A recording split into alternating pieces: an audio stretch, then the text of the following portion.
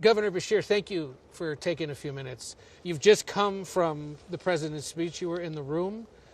Your impressions of what he had to say? The president's speech was dangerous, disrespectful, and unhinged.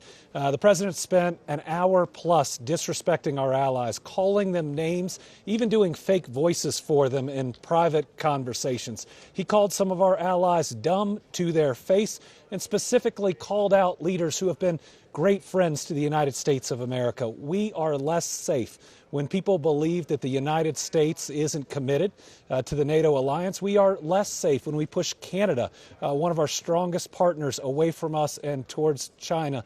And then just the rambling and the random stories.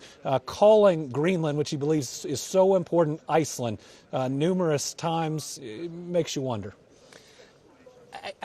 I imagine you've had some conversations with other world leaders that are here. What do they make of it all? Not just here. I've gone through Helsinki to Stockholm to here, and the leaders in Europe are hurting.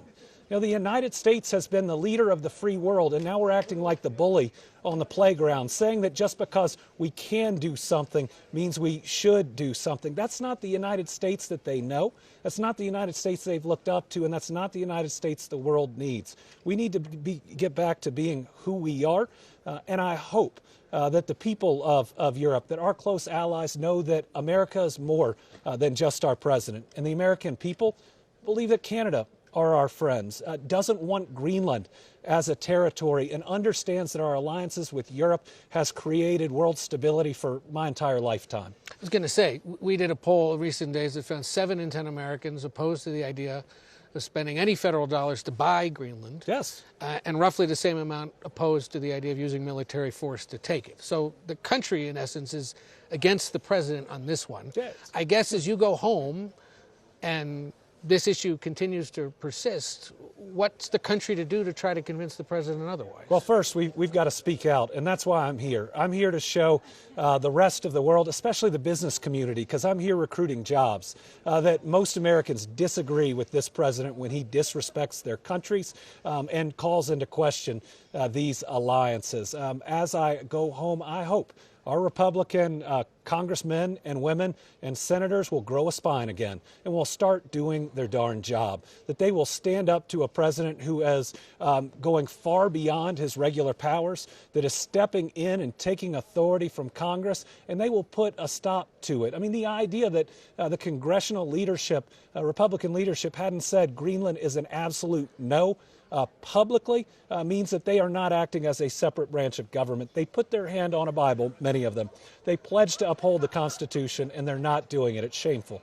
When you talk to those that might want to do business in the Commonwealth or in the United States generally, what's their appetite for that right now? Well, they start with reservations based on what we're seeing and based on tariff policy, because even if they're going to build a factory in the United States to avoid tariff policy, the cost of building it floats 30% on tariffs. By the way, the new study out saying Americans are paying 96% of all of Trump's tariffs just prove it's a tax on us. And in today's speech, he says the economy is great and he's fixed inflation.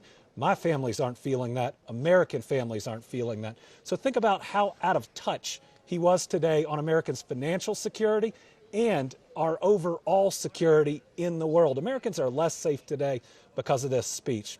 But to businesses, what I tell them is your relationship with a governor is a lot more important than your relationship with the president. Because as you're setting up your operations, as you're finding your site, as you're getting your utilities, as you need your permitting, that governor is going to be your partner through that time. And if you have the right governor, they'll stand up to any president if it's the right thing for your state. How does a trip like this is your second time at Davos? Second time at Davos. How does a trip like this prepare you for a presidential campaign? Well, I don't think anybody's there yet. Right now, I'm being the best governor I can be, trying to bring in as many jobs as I can. And I can meet in 2 days with dozens of businesses on multiple continents that would take 3 or 4 trips. But I'm also the head of the Democratic Governors Association. So what I'm focused on right now is to win as many of those races as possible. But it is good to hear directly from leaders, from presidents and prime ministers, to hear their view of the United States, but also to show them again, at this time of great uncertainty, when they are worried whether the United States will keep their word and continue this friendship, that, again, America's more than its president. The American people stands with Europe, the American people stand with Canada, and the American people don't think we ought to be taking Greenland. How do you assess the various governor's races across the country at this point, given that we have a president who's not polling well, on issues he's not polling well? It's going to be difficult for his party, once again, to potentially go in and have to defend or explain what he's doing. Does that open up new opportunities for the Democratic Party? It sure does. Where? We are going to win a lot in places people don't expect. You're going to see competitive races in Georgia and Nevada and Iowa, maybe even in Ohio. You're going to see us take it to them. And I loved when I heard the White House say that the president is going to get out on the campaign trail. What I'd say is bring it on. I want him in every state. We have a close election. I want him to tell the American people that the economy is fixed, that inflation is down. He'll say that affordability is a hoax over and over and over. Let him say that to struggling families. I look forward to it. All right. Governor Beshear, thank you for taking the time. Appreciate Thank you. it.